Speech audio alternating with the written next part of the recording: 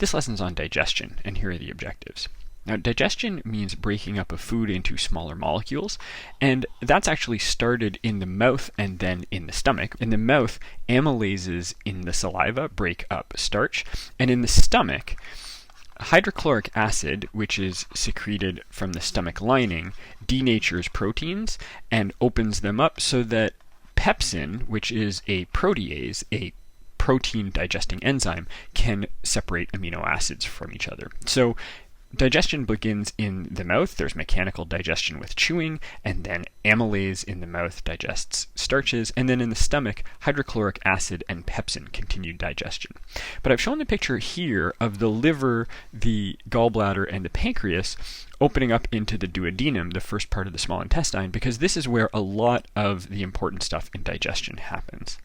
So the liver's job, or one of the liver's jobs, because it has many, is to produce bile. And bile is a complex mixture that includes breakdown products of red blood cells that are coming to it from the spleen, but also includes bile acids or bile salts. And bile salts are amphipathic, meaning they have a hydrophobic part and a hydrophilic part. And so they can dissolve in both lipids and in water as well. That's important because fats are not soluble in water. So imagine that this yellow blob is a bunch of fat that has been swallowed.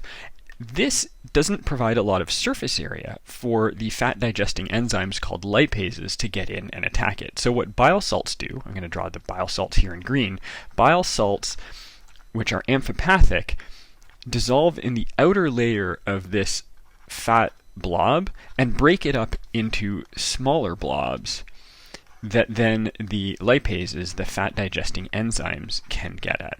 So bile's job is to emulsify fats, to break them down into smaller blobs. It's a lot like if you take oil and vinegar and shake it up into a salad dressing, the blobs of oil get smaller and smaller. Bile salts are doing that kind of thing. They are emulsifying the fats. Now, they're not actually separating the fats, the triglycerides, into component parts like glycerol and fatty acids. That's the job of lipases. Lipases are enzymes that break down fats. Bile salts are not enzymes. So bile is made in the liver, but then it is stored and concentrated in the gallbladder. The gallbladder will contract, will squeeze after a meal that contains fats, and that'll empty the bile into the duodenum, this first part of the small intestine.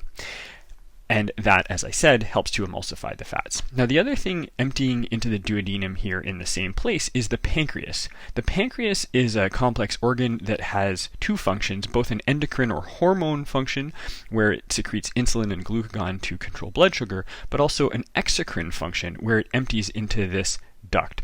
Exocrine means a gland that empties through a duct into an organ, for example. So the pancreas makes a bunch of stuff. It makes lipases, so bile from the liver and then squeezed out from the gallbladder helps to emulsify the fats, and then lipases from the pancreas actually digest that fat, for example, the triglycerides, into free fatty acids and monoglycerides. So lipases are one of the kinds of enzymes from the pancreas. There are also proteases. Proteases digest proteins. And there's also amylase. Amylase digests starch. I mentioned at the start that there's amylase in your saliva as well. So there's salivary amylase and there's pancreatic amylase. Now the proteases that come from the pancreas include trypsin and chymotrypsin. These are names for specific proteases. And interestingly, the proteases secreted by the pancreas are secreted in inactive form called zymogens. That's the inactive form of an enzyme, and then they need to be activated in order to digest the proteins in this case. That's helpful because otherwise if they were active in the pancreas, they could digest the pancreas itself. So that's an interesting strategy for preventing autodigestion. The other thing that the pancreas secretes is bicarbonate.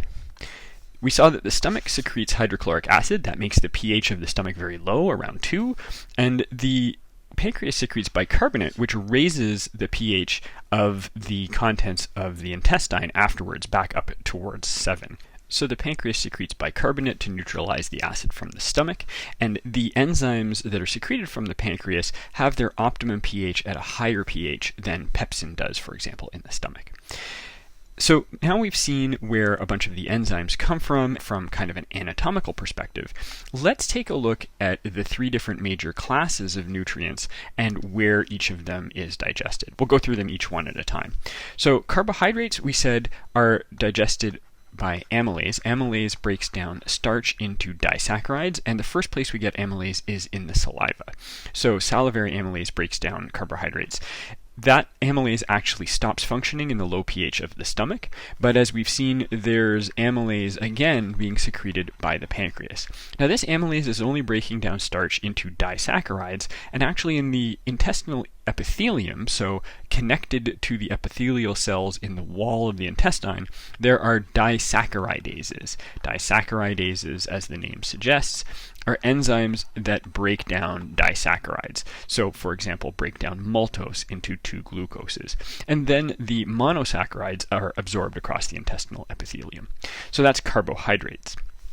Proteins, as we saw, are denatured by hydrochloric acid in the stomach. That opens them up so that proteases like pepsin can get in and break down the proteins into constituent amino acids.